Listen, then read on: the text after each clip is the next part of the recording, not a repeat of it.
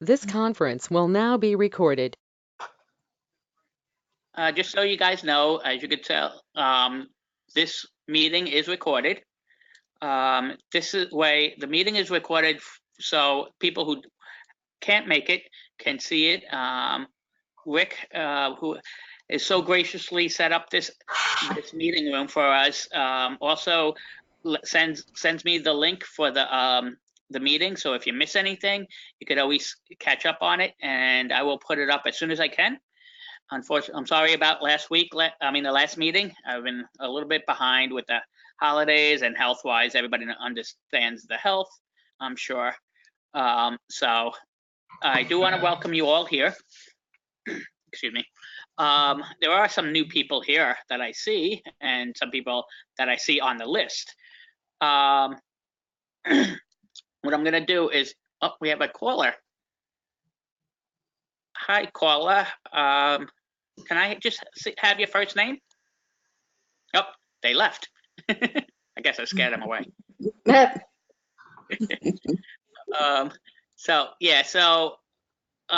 Just so you know, I may interrupt a thought or something, or somebody talking if a caller does come in, because it just shows up as a caller. So this way we can get their names, their first name, and so we know who's speaking, because there will be other callers here also.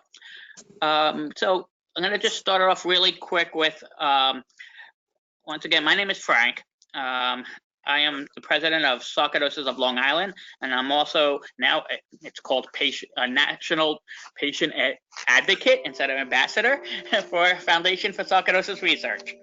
I had my organization for 8 years and going on 9. And I was diagnosed in 2011, misdiagnosed in 2004.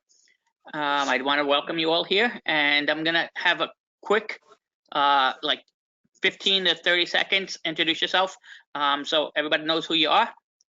All right, Kathleen, go ahead. Hi, my name is Kathleen. I'm also Vice President of Sarcoidosis Long Island with Frank. I'm also a patient ambassador. I'm still going to use that of the FSR because we have not changed roles yet. Sorry, Frank. I've had sarcoidosis diagnosed for 10 years. It's in quite a bit of my body, and February is going to be a very busy time for me for the sarcoidosis. And who would you like to go next, Mr. Frank? All right, who do we, oh, Gina left. Okay. All right, Rodney, it's all you. Hi, my name is Rodney Reese. I'm from Baton Rouge, Louisiana. I was diagnosed with sarcoidosis back in February of 2000. I don't know what my status is with the Foundation for Sarcoidosis Research as of right now. But I was one of the original ambassadors, and I have applied for the peer mentor. I want to welcome everyone who's here for the first time. Okay, Regina, since you're back. Hi, I'm Regina Gordon from Fort Wayne, Indiana. I was diagnosed with sarcoid in 1994. I'm like everybody else who's part of the foundation. We're not sure what our status is. However, I will be attending the Rare Disease Week in February, which is the 24th to the 28th. So wish me luck on that. Actually, it is a fun time, actually. All right, Trina. Hi, my name is Trina Massey Davis. I live here in Atlanta, Georgia, metro part of the state of Georgia. I was diagnosed with sarcoidosis late December 1999, going into 2000. I am an active part of the body of FSR as far as patient volunteer, bringing awareness, and been in it for about 4 or 5 years, Kathleen, Frank? Yes. And outside of that, prior to joining FSR, with volunteering with advocacy, I have been doing things on my own platform. And hopefully one day soon we'll have a solution and a resolution to all that we're going through. Just stay hopeful. Yes. All right, thank you. All right, I'm gonna have Sharon. Yes, Hi, can you introduce yourself? And between, sure. My name is Sharon. I'm AKA Gwendolyn Mitchell. I'm on the screen right now. I was diagnosed 27 years ago. It's very active with me. I keep it under control as much as possible. I am a patient ambassador. I have been for, I think it's 4 years. It's about to change or something like that. I won't be seeing you guys in February as much as I love to. It's my birthday, and I've decided to celebrate like nobody's business. So, No, um, that's right. yeah, to be quite honest, my birthday falls on the 20th, so I am actually 022020. So, I thank Frank for starting this online support. I think it was very much needed, and I look forward to participating as much as I can. okay, I'm gonna just ask, I see there's a caller here. Caller, could you just say your first name? Hi, my name is Lynn. I'm sorry, Lynn, is that the name? Yes, yes. Okay, Welcome, Lynn. welcome, thank you. Thank you. All right, and then we're gonna keep on going. I'm gonna ask, Barbara, are you there? Yes, I'm here. I'm Barbara Bowers. I'm from Grimes, Iowa, which is basically Des Moines, Iowa. I was diagnosed May of 2019. Okay, thank you. All right, and how about we go with Charlotte? Hi, everybody. I'm Charlotte Marshall. I became symptomatic in 2006 and was a mystery until I developed hydrocephalus, and then I was diagnosed as probable neurosarcoidosis. And right now, I think it's in other areas besides neuro, and I'm here to try to get some information to try to figure out what I need to do, get that evaluation. Well, welcome. Glad you're here. All right, and I'm gonna go with, it's Jennifer. Jennifer, is your mic on? Now it is. Hi, Okay, everybody. I'm not really doing the video today, but I that's am fine. here listening. Just, can you give us like a couple of seconds? I was diagnosed in 2009 with my sarcoidosis. I have it in my lungs, liver, abdomen, skin, and I'm pretty sure I have it in my sinuses too, although that's not actually been diagnosed. Okay, and Jennifer, where are you from again? I'm from Tinley Park, Illinois. Thank you. Let's see. How about Norman? Hi, Norman Torr. I live in Torrance, California, and I've had it, I guess they figured 10, 12 years, something like that. And I've been letting Kaiser Permanente try and figure it out, but I don't know. They haven't done a good job yet, so maybe they're looking for somebody else to figure this out. I mean, Okay. they do a good job, but they're sure not come up with any cures, the way I look at it. So. Sorry. Well, hopefully we can help you out there.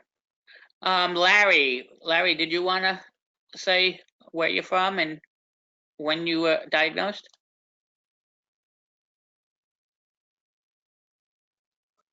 Okay. Larry, no? Okay, no problem. How about Mary? Mary, how about yourself?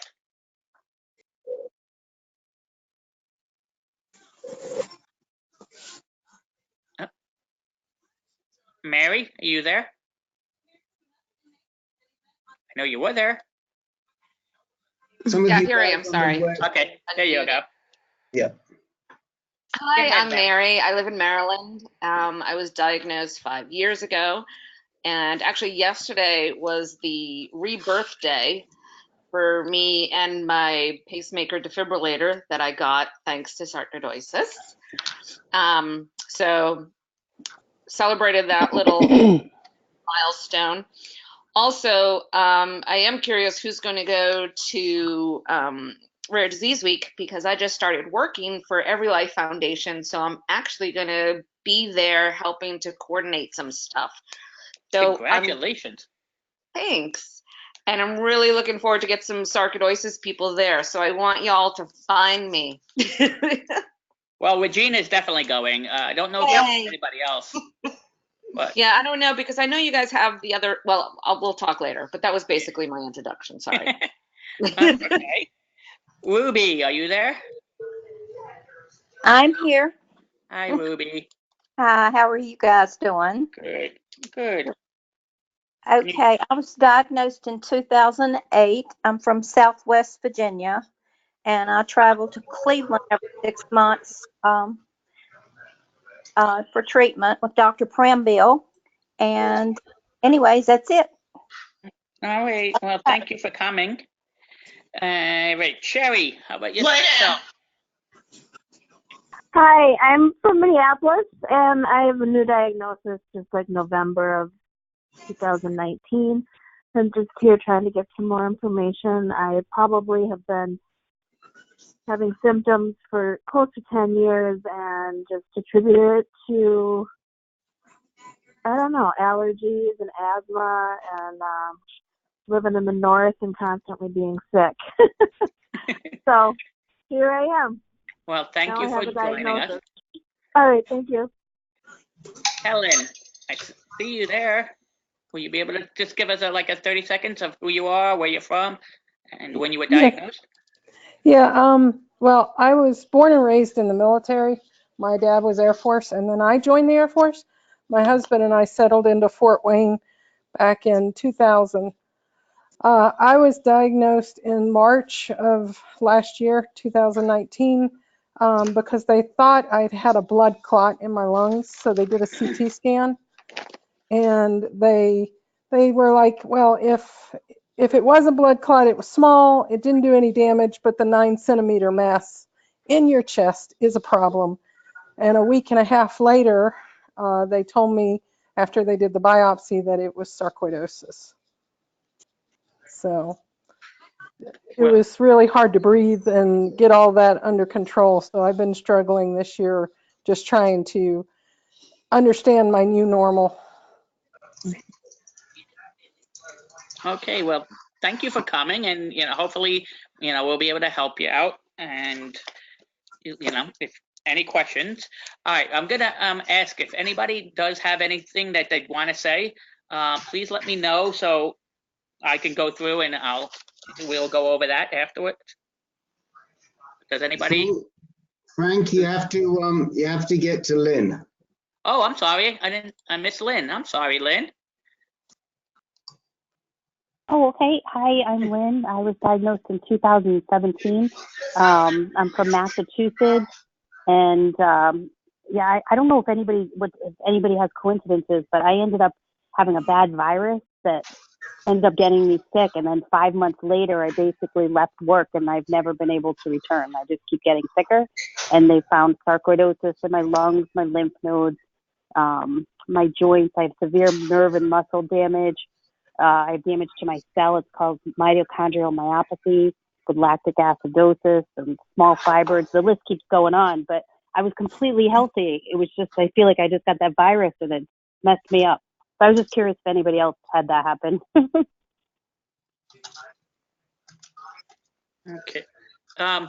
Yeah, we could actually start the questionings with that. Has anybody else? Well, a lot of people actually find out by accident because unfortunately this disease is a disease of exclusion. So by the time they exclude everything else is when they actually figure it out. And but anybody else have anything to add to that for Lynn? Well, you know what? now that I'm thinking about it, my symptoms came maybe 5 or 6 months after I had a really bad sore throat. So I don't know if that's, similar to what Lynn had. But yeah, I have something I can add. My belief is that my sarcoid was triggered by multiple infections that I had the year before I was technically diagnosed. I had infections all that year that they couldn't figure out what was going on, and I think that's what triggered it. In my brother's case, it was mold that triggered his sarcoidosis. I was curious where in Massachusetts you're from. Oh, I'm on Cape Cod. Because I'm from Cape Massachusetts. Cod. Oh, you are? Yeah. Where are you from? I'm from Weymouth. Okay, that's not that far. Yeah. It's over Yeah. the bridge. Right, exactly. My dad lives in Kingston. But I was curious because there's been certain pockets of I don't know what you call them, but basically pockets, certain areas where there's significant amount of increase in the diseases that, whether it's sarcoidosis or other autoimmune diseases, there are certain areas I know in Massachusetts that there's been studies done that they're trying to figure out what may have triggered it. That's why I was curious where you were. Oh, that's interesting. I wonder if it's my area. I don't know anybody else with sarcoidosis around here anyway. Okay. Yeah, I'm gonna just go through it. I'm gonna ask individual if anybody else will need time today to speak about anything. Kathleen? Okay. No, I'm just listening. Sorry. That's okay. Regina? No, not right now. Okay. All right. How about Rodney? Not really, Frank. I'll just chime in. Okay. Trina? Sure. Question to the platform. When going through various of tests, as you know, having sarcoidosis, and I'm speaking of cardiac sarcoidosis at this moment. If any of you can give further insight as to what comes after the CAT scan, the MRIs, what should the physician should lean towards next after doing those things? What part of the body are you talking about? Because it's different. Okay, different heart valves are being affected. I'm having they call a thickening, which is actually a covering of one of the valves. So I wanted to know from someone's perspective who's actually been diagnosed with cardiac sarcoidosis, if you can give some insight. Mary, would you Yeah. have it? Yeah, I do. I'm mostly cardiac actually, and I have lots of thickening. I got, for other tests, I got a PET scan, and I got a lung biopsy, which confirmed it. And I had some other tests that were done because of whatever was going on with my heart, but that they were trying to figure it out. I also have a MUGA test that was an MUGA. So those are some other tests I had done. And as far as the thickening, as soon as I got the diagnosis of cardiac sarc, my doctors were pushing for me to be upgraded from a pacemaker to a pacemaker defibrillator. So, I don't know to what level your ejection fraction is or what's going on, but and what stage you're at. But depending on that, do you have a pacemaker now? No, I do not. We're still in the valley of decision making, only because I only had one related near-death experience, and they're still trying to rule out, even though this is my third cardiac specialist, my second one with Emory, Um, they're undecisive, but all that's going on with the heart racing, the heart slowing down, things of that nature. My E fractions is not as low to really kind of give them like, yeah, this is the boost that we need. But there's other variables that says that leans towards, yeah, a definite diagnosis for sarc. Okay. I'm going to interrupt for 1 minute because we have somebody new in, Steve Payne. Are you able to speak with the microphone?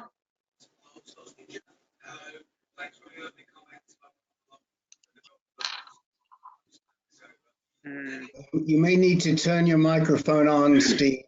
There's a little green microphone icon. Hi, Steve. He's from Michigan. I gave him your information today. Oh, great, thank you. So we also have a caller that just came in. Could I just have your first name? Steve? Oh, okay. So is this Steve Payne? Yes.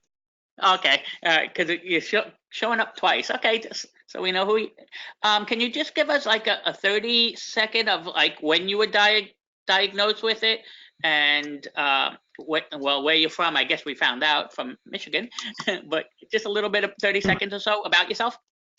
Yeah, from Northwest Michigan up by Traverse City, for those familiar with geography of Michigan.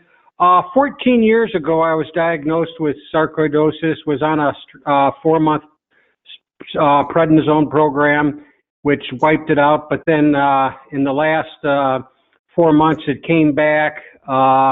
Just finished my 4 month of prednisone, but I've only been off prednisone for about a week, and I feel like the sarcoidosis is coming back, and I'm just kind of disappointed knowing that the prednisone may have to be something of the rest of my life, I guess. Okay, well, glad you were able to make it, and hopefully, we'll be able to talk a little bit and try to help you out as much as possible. What I'm going to do is, for the rest of the people, I'm actually going to go down a list to find out if you do have something to speak about, and then I will come back to you. But I just want to kind of see who does have anything to speak about. Did I ask you, Barbara?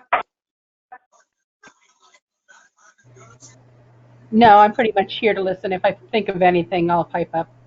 Okay. How about you, Charlotte?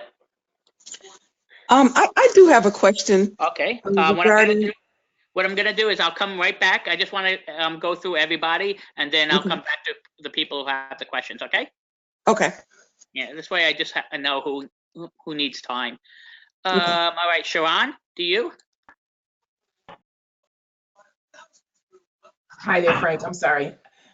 Trying to double task here. For myself, I have sarcoidosis in quite a few parts of my body. Okay. As I mentioned earlier. I'm sorry to cut you off. What I'm going to do is I'm going to come right back to you. I just want to go through and see who has questions, and then I can allot an amount of time that they need. Okay. Okay. All right. I'm sorry about that. That's okay. Helen, I saw you go on pause, but can you? Did you have a question or anything to talk about? I'm just here to listen. Okay. And if I have anything, I'll ask. Okay, sure, no problem. Jennifer, did you have anything that you want to talk about? Yeah, I did have something I wanted to ask. I will come back to you as soon as possible, okay? All right. Lynn, you asked the question, but did you have anything else you wanted to talk about? No, I'm all set. Thank you. Okay. Larry, I see that you've been off. I'm pretty sure I talked to you earlier and you said you wanted to listen in, so that's fine. But if you have anything, please do let us know. Mary, did you have anything that you wanted to talk about?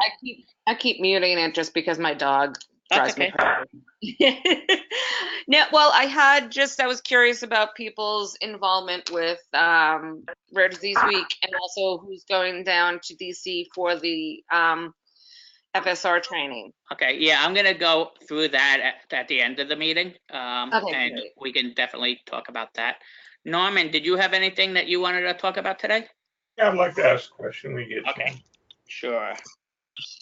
Ruby? Yes, I have a question. Okay, I will get right back to you. Okay. Sherry, did you have anything? No, I'm just listening. Okay, no problem. And Lynn? Is Lynn still here? Okay, you didn't have anything else, right? No, I'm all set. Okay, thank you. And Sherry? Oh, I must have answered for somebody else a couple back. That's okay. No, I have nothing. Okay, that's fine. All right, I'm gonna go in order. Check with Steve Payne too. I actually have something I'd like to mention to Steve Payne before I leave. Okay. And maybe if I can, I have to switch to another meeting in about 20 minutes, but this is something that's important for everybody on this call. Because most of you are taking prednisone. Hopefully your doctors instruct you how to wean off of prednisone. Because we've run across situations in other conditions, not sarcoidosis, where prednisone is required to be taken. And on at least one occasion, a very, very good doc, his medical team forgot to tell a guy how to get off of prednisone, and the guy lost over 30 pounds. And it took him about 2 or 3 months to get himself right again. He didn't realize that prednisone is a drug that you have to come off slowly. You have to wean off of it, because if you come off of it quickly, it really messes up your adrenals. So I just want to make sure everybody knows that, at least all of you who are taking prednisone know to be very careful when you stop taking it. Yeah, that's very important. If you go off cold turkey, it really can mess up a lot of your system. So yeah, that's definitely important. Thank you, Rick. I'm going to start off with Charlotte. I know you had something that you wanted to talk about. Right. I kind of have two different things I want to mention. The first one is there any more like research into as whether or not there's a genetic thing? Because in my family, it's like I've had one official sarcoidosis diagnosis for one cousin, and some other ones that have, symptomatic that may be sarcoidosis, but a lot of times, like, you get misdiagnosed or undiagnosed, and I just want to know if it's still research ongoing for that. Yeah, actually, I'll start a little bit about that. There is research going on about that. Actually, just read an article. I'm still looking to make sure that the article is how true the article is, because the one article I did see. I'm sorry. Oh, all right. Well, I see that actually. Before I answer, I see there's another caller in here. A new caller. Could you just say your first name? Oh, they left. All right. Well, I'm sorry about the phone ringing in my back here, but to finish that out, there is a new study according to this article. And like I said, I am researching the article. I don't put out an article until I'm done researching it, because there's a lot of, unfortunately, I don't like to say the word fake news, whatever, but there is a lot of wrong articles. You'll see a lot of people put up articles, and I always tell people to research first. But there is an article saying that they have found out it is genetic. Whether, like I said, I'm not sure, but they're not the only person I've heard that from. I've heard that over in, I talk about Austria a lot because I've been doing a lot in Austria. They're leaning towards that, but they haven't found out what the genetic component is. So that's until they do that, I'm going to say, yeah, they're still researching it. Okay. Okay. Anybody else want to? Frank, let me say something with that. There are families that has been known for sarcoidosis to run in. That was a Yes. study done, what was that, in the mid 2000s, maybe, that access study? That they did, one of the conclusions was that it could run in certain families. I can attest to that, Rodney. I can't say for anybody else. I know for a fact I've been doing my research as far as family history, and I'm Massey. My grandfather was Massey, and I know in talking with other cousins that they are, and these are my first cousins. They have a lot of them have sarcoidosis as well. Different, of course. Um, but I do know of neurosarcoidosis and sarcoidosis of the stomach. Okay. Yeah, I mean, I've heard it, unfortunately. I'm gonna. This is somebody new who just came in. Patty, are you here? Just hit on the green button where the microphone is.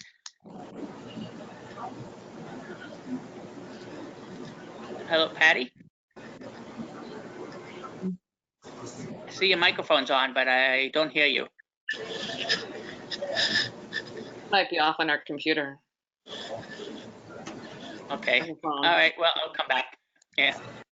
All right. So, Charlotte, I know you had something else you wanted to speak about. Right. So me personally, I'm having I had a PET scan that showed a high uptake in my bones, and I've got a bone density scheduled. I'm wondering what other tests might I look to have to see if it's maybe gone into my bone system. Kathleen, don't you have remnants of it in your bones, or no? Was it you? Yes, I do. Yeah, and I also have it in my bones. For me, I know Kathleen didn't have to go through what I went through to find out, but I ended up having it. They did a scrape, and that's how they A found what? it. A bone marrow scrape. Oh, okay. Which I don't highly recommend. I just take their word for it if I was you. It is very, very painful. But that's the sure way of learning that it is in your bones. Yeah, But what I was going to ask is how can they tell besides the bone scrape whether you have it if you have it in your bones?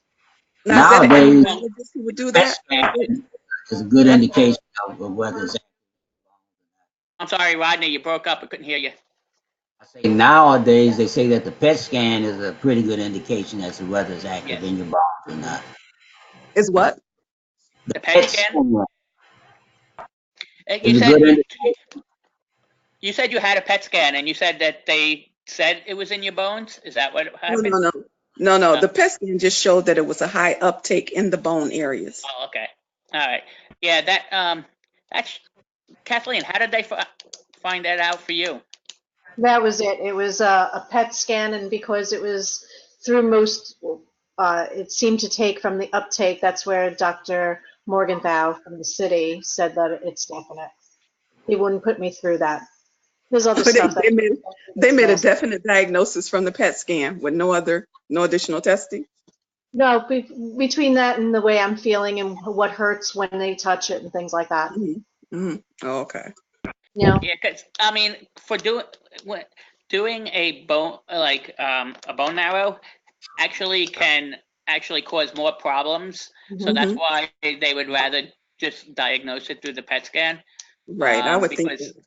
Yeah, so I mean, when I first got it, it was early.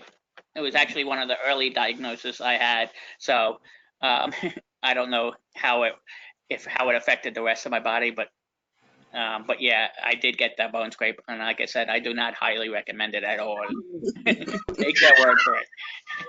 I see that Agnes came in. Agnes, do you have your microphone on?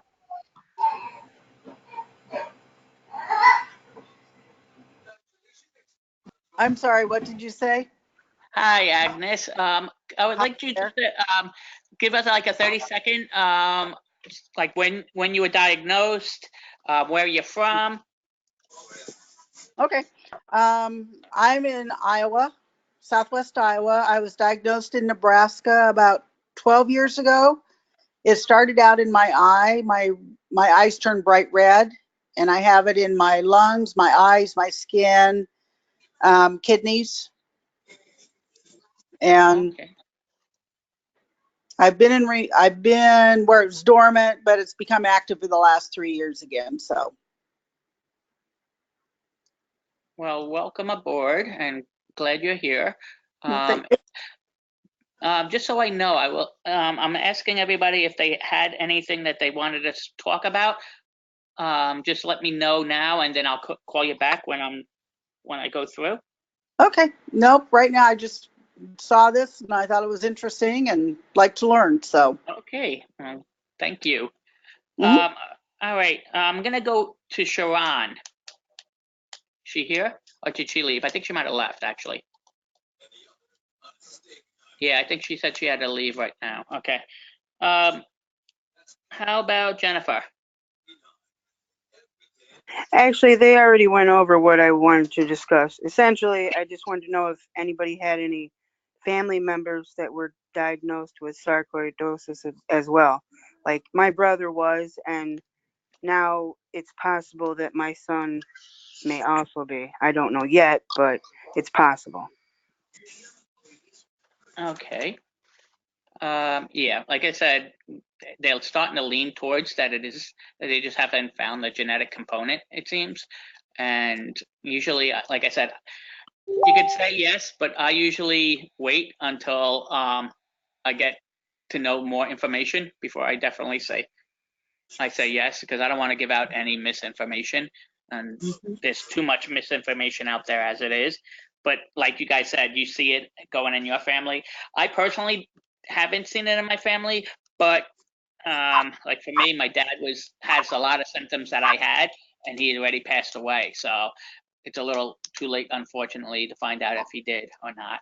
So, but yeah, go ahead. I was just going to say that my completely unscientific evaluation of that is, I think for me it is. I found out my mother had sarcoidosis, one of the, lucky ones who had it. It went away.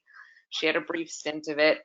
And also there's all kinds of autoimmune diseases in my family. So I think that somehow there's a relation to the overall autoimmune diseases. But again, Yeah, I agree. completely unscientific. Yeah, if I was going to be unscientific, I would say yes too. All right, well, Norman, I know you had something that you would like to talk about. Well, basically, we know what we have, and every article I seem to read, seems to be consistent where doctors really don't know what causes it. But since we're in different states, different places, that does anybody ever hear that some doctor says they think they know what causes it? I mean, or is this just still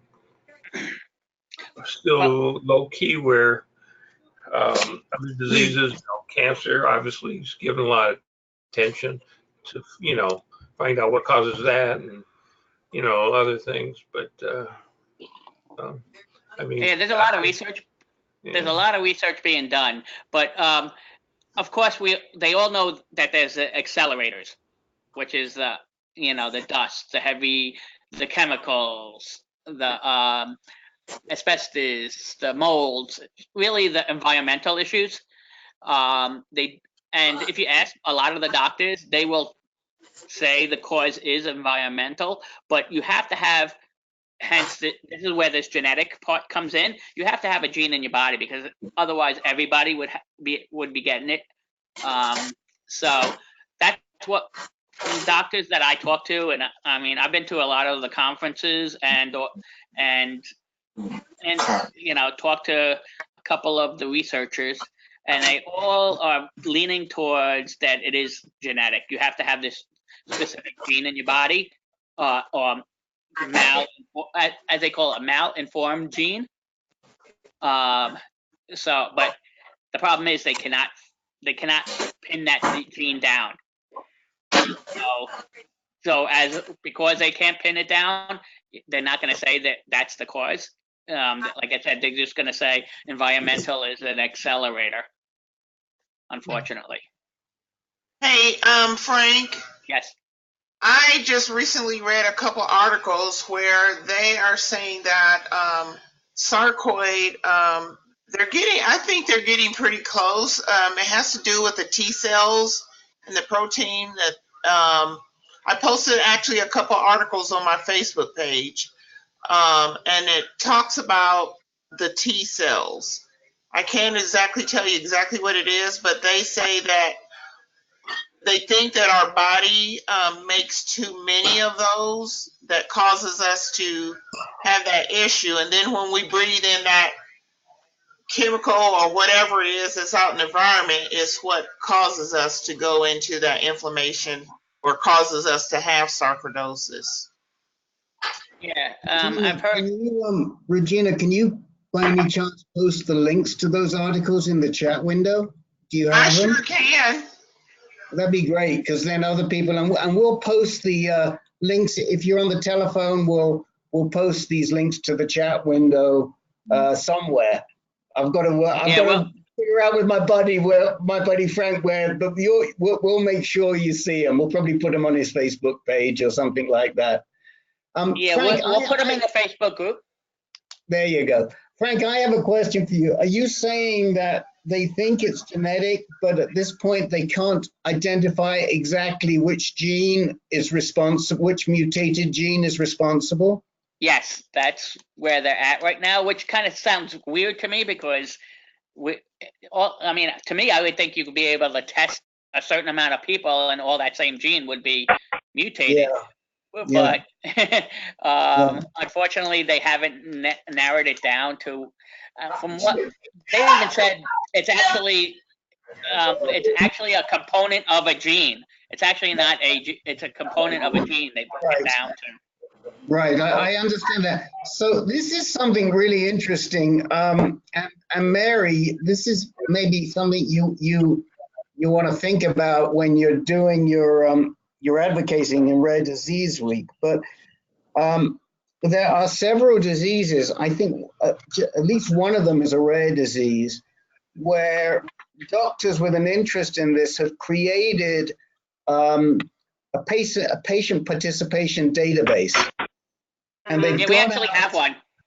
You do? Yes.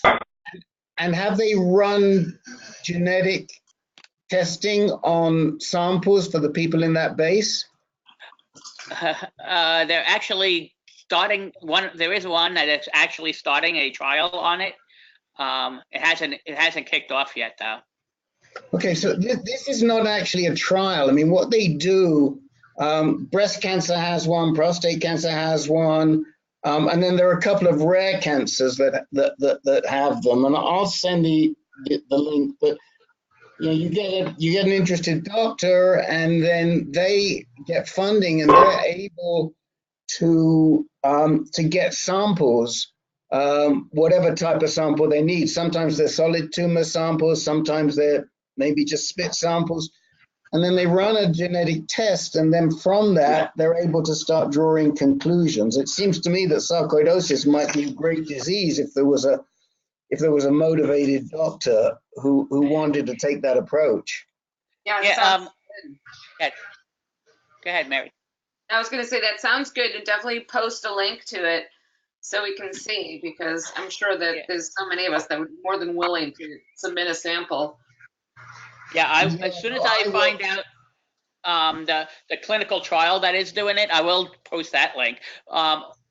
The other, Rick, if you can send me the links or something about the cancer, maybe I can talk to FSR and see if they would do something with that. Absolutely, yep. Yeah, I'll put something in the chat window right now for you. Okay. For the one for prostate cancer, and you can see how it works, and see how you might be able to apply that to your condition. Yeah, that'd be great. I'm trying to find the article that I read this afternoon. There was a study over in France, and without the research behind it, I'm not sure if it's real or not, but they have found something, and it's part of a gene. It's not, a mutated gene or a part of a gene that's they believe is linked. They were looking at multiple families over in France.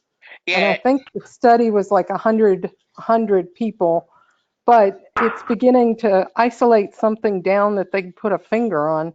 yeah, that was what I kind of was talking about with the Mhm. subset. It's a subset of a gene. They're, like you said, they're getting really close. They are. I keep on saying that Austria. They are, because they actually was. They're the first. Austria was the first. Research was actually able to make an animal model. They were actually able to put sarcoidosis into an animal, which was is really hard when you don't have a cause. But they were able to do that, so that actually is a good sign. They have. I've said this many times. They have grown, and just I say in the last 4 years, it's been amazing what they have learned. And it may not seem like much to a lot of people, but if you are one of us who was looking years and years ago, it is I'm a nice to little, see that they're actually making some sort of um, you know move forward. Frank, Yes. this is Trina. I'm a little Yeah. baffled at that statement. And the only reason for that is because now, I don't know about you all, but if there wasn't an animal, how do you manipulate the cells of another animal that never before has it, any vet came forward and said that an animal has sarcoidosis? So how do you manipulate the anatomy to that point? Because now it almost sounds as though it can be contagious Uh, or I don't transmittable. know. Excuse me, Yeah. transmittable, not so much contagious. Yeah. That's a touchy subject. Yeah. I understand what you're saying. I don't know how it's going. I can find out. I actually Please. have talked to somebody because before Kelly left, she was talking about the Austria. So I really got into looking into that. I will try to see if I get an answer. I do have an email. I will try to email them and see if I could get an answer. How they did it. I actually wrote it down here, so I will definitely send it. Send the question. They have been pretty good when I do ask. That's how I found out about the animal. That's how I found out about the subsets. They usually are pretty good because they like to know that somebody else is actually looking at it or wants to know about it. Because And find out if it's a clone animal that they manipulate those cells in, or is it just a non-clone, okay. uncloned, excuse me. All right, I wrote that down to make sure. And so if I find out anything, I will put it. I will let you know, and also all those people that are on Facebook, I will put it into the Facebook group page, the sarcoidosis National Sarcoidosis Support Group, online support group. I do see that we have another caller in here. That just came in recently.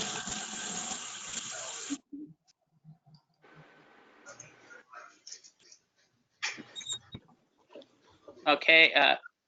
No, there's the new caller. No. Okay. All right. Well, Ruby, I know you had something that you wanted to talk about. I've changed my mind. I'm not going. Okay, no problem. It totally goes in a different direction. So That's fine. Oh no, well, anything goes. We talk about anything in here okay. if you want. That's no problem. Okay. The mental strain of having this type of disease is just, it's horrible every day, to have to know that your life has changed so much. And also the relationships, your close relationships, and how you lose those and you find yourself basically, I don't know, by yourself, except for maybe your spouses. And I'll tell you an incident that happened in December, and this is totally private, right? This website Yes. is totally private. Well, I overheard a family member, a very close family member, talking to another family member that's very close to me, And one of them happened to have the speakerphone on and was talking to that person. And I overheard them say, Ruby is worthless. That's terrible. I'm sorry, because nobody's worthless in here. Well, I know that, but it, excuse me. It's okay. But the mental part is very straining, to try to keep up with everything. Yeah, I agree. The two things. One is that's why this is part one of our project that we have done, is that you guys can get in touch with us. It's not just on here. All of us are on that support group page. If you need to, just, it doesn't matter, just talk. That's what we're here for.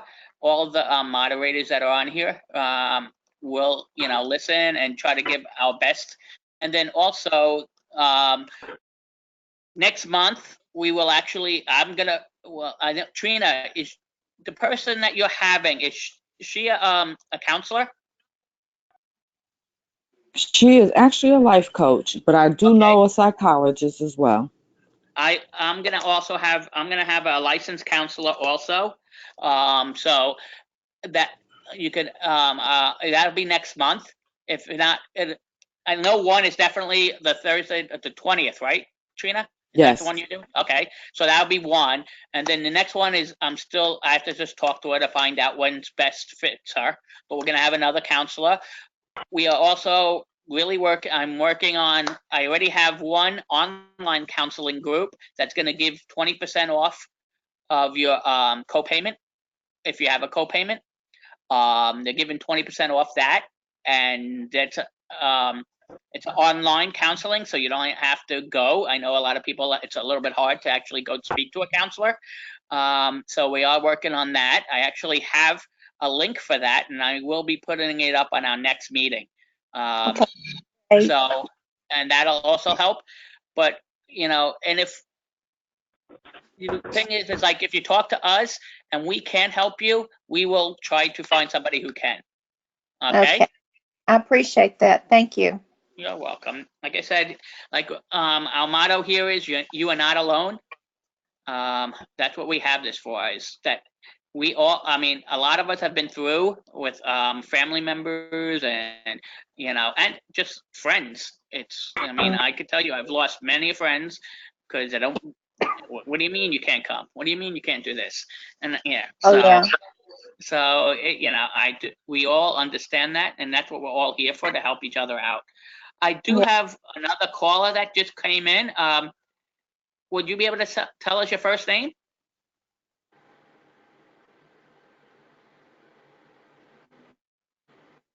No? Okay, that's okay. If you just want to listen in, that's fine. Ruby, like I said, that's one of the biggest reasons why we started this thing, is the mental aspect.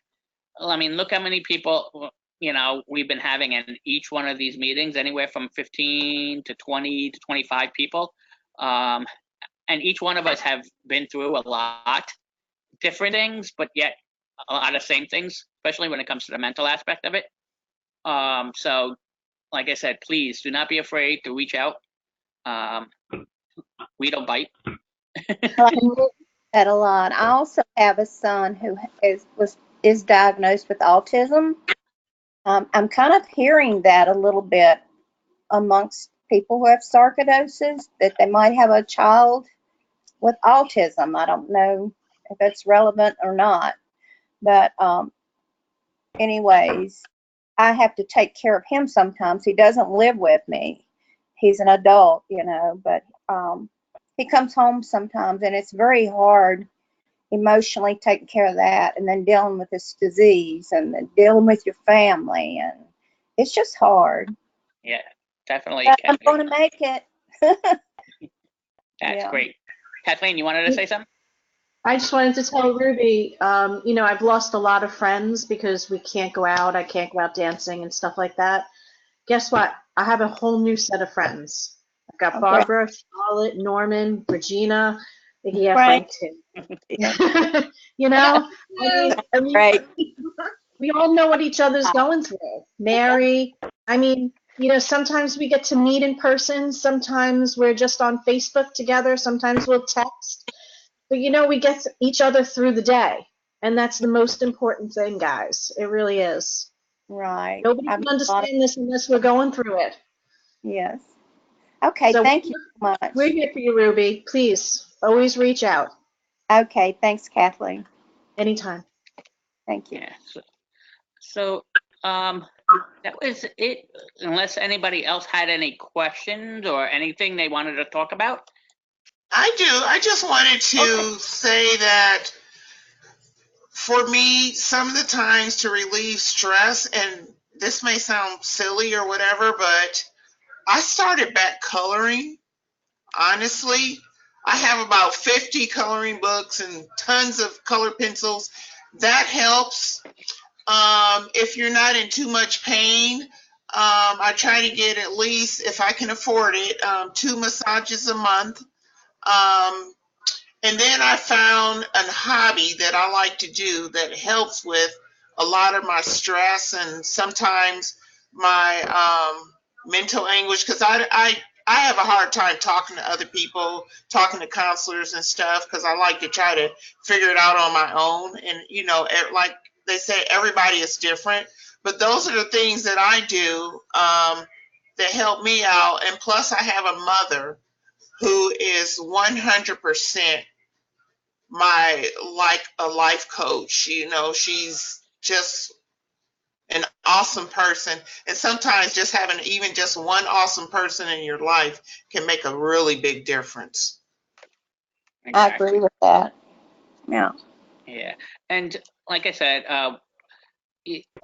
one of the big things for me is don't take it all on yourself. That's one of the things I always tell people. Try not to take it out, everything on yourself.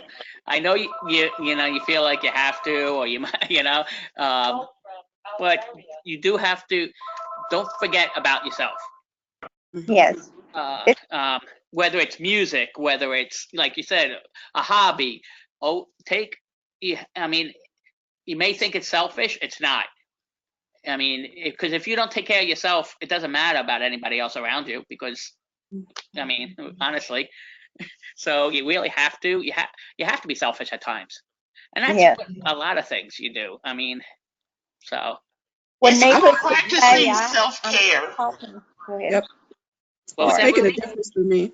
I just got to that point to where I know I have to put myself first. And I think one of the things that makes it difficult for us, Ruby, is that we don't look like we feel, and our family and friends, they don't really understand the pain and whatnot we're dealing with, the emotional and physical pain. So it's hard for them.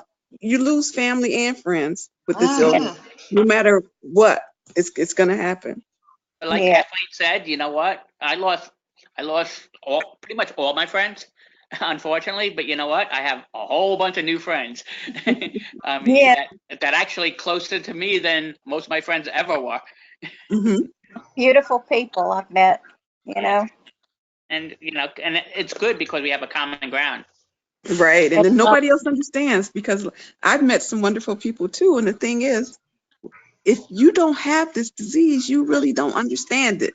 Exactly. If you don't got it, you can't get it. You don't understand what we're going through. It's just sad but true. Hi, Chasta. Hey, Chasta. Hey. Hi. Chasta, since you came in, how about you really quickly tell everybody who you are? Tired. Tired. Does that count? Not how you are. Who? So, just a brief summary of why I'm late. So we had a primary election. Our sheriff went to jail last year. How about that? And so we had a primary election for the Republican side, and I had to work the election polls today. So I'm exhausted. I've been on my feet since 6 a.m. Wow. So that's why I'm late, but I made it. But I am Chasta, and I'm addressing while I'm talking. And I am from Greenville, South Carolina. I am officially a 15-year survivor of sarcoidosis. So I can say 15 now since Sunday has passed, and everything like that. And what else? What else? What else? I don't know. What else? I don't know. I think that's it. Yeah. Okay. Yeah, just so you guys know, I'm gonna actually, I know I've been going through the group, but I'm really gonna go over who is our moderator. So this way you know if you need to talk to anybody, the moderators. The moderators we have here tonight, let's see, Kathleen, myself, Regina, Rodney, Trina, and Chasta. Did I forget anybody? Did I forget anybody? I'm sorry if I missed you. Okay, we do have 10 moderators. There are some that aren't here. Brenda Harris, Yvonne Lewis, Sabrina is also a moderator. So I probably missed somebody, but It's Susie. oh yeah, Susie Torres also. So you could always reach out to any one of us if you have any questions. That's what we're here for. If you also have any questions, the Facebook support group page that is up is private. It's anybody can join. Well, can ask to join, but it is private. Anything we put in there only it stays between us. So you don't have to worry about friends or family seeing anything you put in there. If you want to put anything up, you can there. Or if you want to, just say, "Hey Frank, contact me." I have it, Facebook's on my phone, and every time somebody puts anything up, it rings. Believe me. So I try to answer as quick as possible. And if I can't, what I'll do is I'll maybe reach out to somebody else and say, "Hey, can you answer this out for somebody really quick?" And we can work that way. Trina, did you have something? Yes, I just wanted to get back with Mary just real briefly, and not try to give y'all a whole synopsis of what's going on with me. But you asked about my E fractions. My E fractions is not that low, but it has changed significantly from the last 2 years. I'm at what I guess is a baseline, which is the average, is at 56%. But there is thickening of the interior. Is that how you pronounce it? With with the mitral valve leaflet, malregurgitation, and also the tricep is also have the triceps leaflet is having some thickening around it too. So I was just trying to compare notes. Trying to what?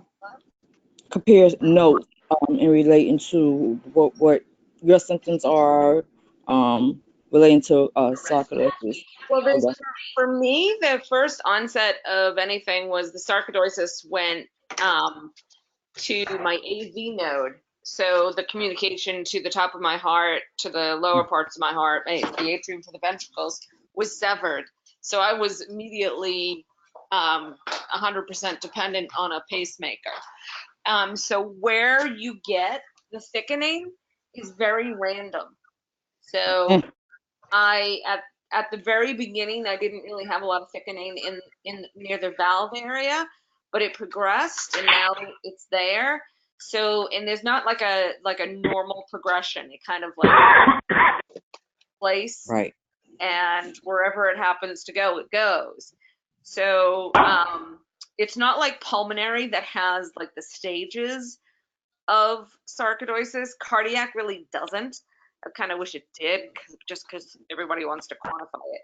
But to your question about like the valves, I've started to get thickening in the valve area. So it really can go anywhere. I don't know if I've answered your question. You answered my question. You said, what was the name of that test you said? Because I did the MRI.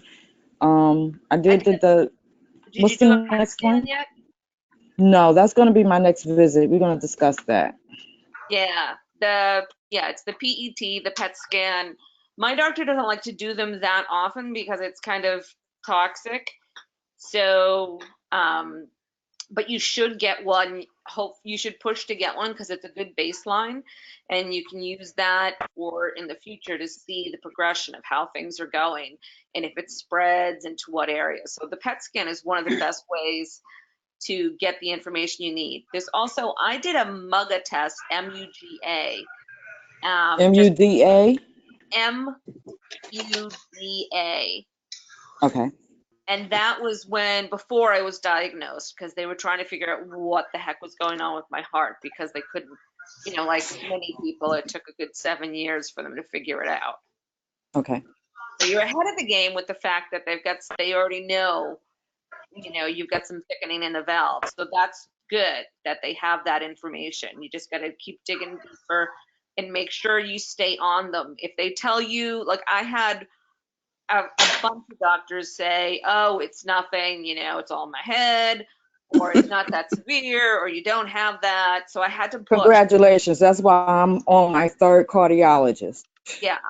I have walked out of doctor's appointments crying and been upset because I knew something was wrong, and I pursued it, and I got, I finally got a diagnosis. It's hard as hell to get that if you have resistance with the doctors, but you got to be your own advocate. You got to push. But like Frank has said, you need any support. This group and so many others on Facebook are great to help you, because we've all been through it to one degree or another. I have a question. Yeah. For Mary. What about how does heart palpitations and right branch blocks play into that? Well, it can, the sarcoidosis, the granulomas can affect the electrical system of your heart. And that's like whether it's the right bundle branch block, Yes. or whether it's the anatomy of, the different function quadrants of your heart, it can affect any part. So it can affect the muscle of the heart. It can affect the electrical system of the heart. It can affect the valves. So it can affect it anyway. And a lot of times if you are having heart issues, whether it's palpitations, AFib, or, any of those things, you really want to pursue it, because it's the heart. You don't want to mess around with that. Yeah, because recently I just started having a lot of heart palpitations. I didn't have them prior to my Remicade, but now I'm having them. So, and I'm just curious. Are you And still I've on always had a right branch bundle block as well too. And Usually but with they that, always isn't said it? that it had nothing to do, I don't have sarcoid in it. But now after listening to the conversation, I'm wondering. Yeah, I would pursue it if you can, because the symptoms can vary. I mean, the palpitations, I mean, now I'm all regulated with medications, but it could be sarcoid, or it could be, something. Some people go in and get an ablation to their heart, which takes care of the palpitations. There's a lot of different things, but I have learned not to accept the first answer that I get. Well, Cleveland Clinic, here I come. Go get them. Hi, I saw that we had a couple of new people that actually came in. I see Jen, not Jennifer, but Jen. Jen, do you have your microphone? Oh, sorry. I'm still here. Yeah. Okay. Yeah, I'm here. Okay, Jen, can you just give us a 30 seconds of when you were diagnosed and where you're from? Okay. Sure. Well, Not Jennifer. Oh, understand. The caller Jen. Sorry. Yeah, I was diagnosed 2.5 years ago, and I live about 75 miles west of Chicago. Oh, okay. Well, glad you were able to come in. If you anything that you missed, just so you know, we will have the link to the, because we are recording this, so we will have the link up on our Sarcoidosis. What is it, the official name of it? Sarcoidosis Online Support Group. It's a Facebook page. Anybody's able to join? Regina, you can't hear you. Yeah, it's Sarcoidosis National Online Support Group. Yes. If you Actually, it's National Online Sarcoidosis Support Group. The national part is first. Yeah, so yeah, you can join that. If not, if you're a friend, I put it on my Facebook page. If anybody also needs to grab it from there. Also, I started sending out emails about just right now they're reminders, but I actually have a newsletter actually made out now that I'm going to start sending out. If you don't, if you're not sure if I have your email and you want to be on it, let me know. You could put it, you could message me, or it's up to you. If you don't want it out there for everybody to see, you could just message it to me. If not, you could put it in the Facebook group. But just let me know. I actually, what I'll do is I'll put my, I'll put my in the chat room. I'll put my email address, so you can just send me an email, and I will add you to the list of who I send it out to. I think that'd probably be the easiest thing. Okay, I put it up in the chat, and I'll also put it in the Facebook group, so you can just email me there. But yeah, this I figured that, you know, sometimes people want some privacy, so no problem. And Jen, I got yours, so I will put you on there. But yeah, I'm gonna try to, like, all these new articles that are coming out. That's why I'm researching, because I would love to put them in a newsletter, but I'm not gonna put it in a newsletter unless I know it's a real article, because we had a lot of really bad fake articles that people were just swearing by, and really caused a lot of confusion. And that's one thing that I made sure that was one of my main goals, not just with my organization, but also with this, is that when we're going to try to stay away as far as away we can from the misinformation. And if you have a question about an article, bring it up in here, or bring it up in the Facebook group, and we could talk about it. And I usually, like I said, with Katrina, I have some connections with, so I can kind of find out about like if the article is true. So we can go from there and make sure, you know, I don't want to put out any false hope. I saw an article, I guess it was about 6 months ago. Oh, they're close to finding a cure. They're not. They're not. I can tell you. I mean, unfortunately, they are closer than they were 4 years ago. Yeah, but they're not. Until they find a cause, they're not gonna. You're not gonna be able to find a cure. It's just. I mean, every doctor you ask, they'll all say that. I mean, we even went to Dr. Oz show, and that was the first thing. He's done a couple of heart operations for sarcoidosis patients. And the very first thing he said to me when I first met him was like, as soon as they find the cause, he goes, the cure is going to be right behind it. And he's not the only one. There's so many that have told me that. So many doctors. Dr. Culver, when he talks at conferences, he always says that. Once they find the cause, the cure will be not that far behind it. So, but unfortunately, they haven't been able to find the cause yet. But I really do want to, you know, I want to keep everybody informed. Hence why I'm doing the newsletter. And I'm also going to put up events so I'm going to start asking, because April is Sarcoidosis Awareness Month, just in case all you guys didn't know, if anybody didn't know. A lot of activities will be going on in April, all over the United States, all different activities, walks, dinners, there's all different things going on. Some of the towns light up the town purple for a day. April 13th is officially Sarcoidosis Day. So a lot of people have that. We worked on that last year to get some local and national places that actually light up purple. So you'll see posts about that, and I'll make sure everybody's, you know, gets to know about that. And, you know, any other events that are going on, please let me know so I can make sure that other people know. And, you know, the more people who show up, the better.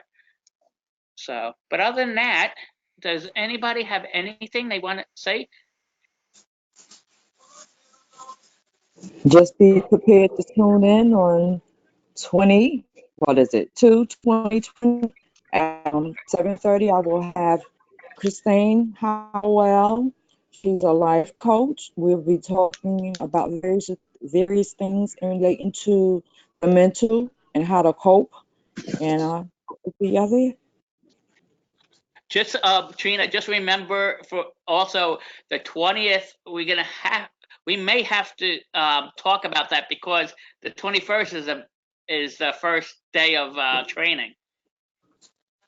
So I just realized, I just was thinking about it now. So I don't know if anybody's going to be flying in the night before or they're coming in that day, the 21st. I don't know how that's working out yet because we haven't heard anything yet. So hopefully we'll find out a little bit more about that now from the FSR ambassadors / advocates / whatever, volunteers / whatever we Not a problem. Just keep me posted. I talked to Catherine. Yeah. That she's giving me. So Yeah, either way, I just just keep me realized posted. that. I'm open. Yeah, I'm I'm open. sorry. Sorry about that. Really quick, you guys, just be in prayer for me and my family. My 21-year-old cousin had to do a will today. He is in the service and he was deployed to Kenya today. So, the U.S. base in Iraq got bombed by Iran today. And they put them on the plane, oh God, somewhere around noonish maybe. And so him being 21 years old, my family is shook. I'm sorry. We have had so many deaths within the last 6 months of this year. So, 2019. And so my family, we're like really extremely devastated. Like we're hoping for the best. And he just had his 21st birthday. So he had to sign a will. His mom and his dad were there to witness it. And our family, all of our family was on FaceTime. So you can just imagine how emotional we all are at the moment. So just remember my family when you all pray tonight. Okay, will do. Yes, Shasta, we'll have to keep you in my prayers. Absolutely, Pastor. Be positive with you. Yep. Okay, anybody else had anything else they wanted to talk about really quick?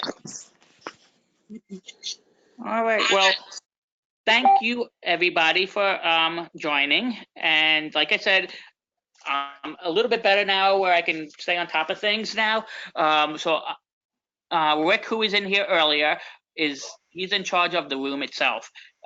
He will send me a copy of this broadcast and I will put it up on Facebook. I'm going to send out one of the news, like not a newsletter, but just a bulletin with all 3 of our meetings. So you can go back to all 3 of them. And if you want to if you missed any of the first 2 or 3, is this our 4th or is this our 3rd? I don't even know anymore. Third. Okay, they're all running into me. So all 3 of them I will put up, and I will send it out also on the new as an email blast. So if you see anything, it'll say it'll just say rebroadcast or something like rebroadcast of support group meeting. So all right, and once again, thank you everybody, and I will see. Actually, it looks like our next one is next week, next Thursday, the 16th. So I will also put that up so everybody knows about that. All right, and see you soon. Thank you so much for organizing. No problem. Talk to you Thank soon. you. Have a good night. Good night. Night, everybody. Good night. Bye Thank now. you. Bye.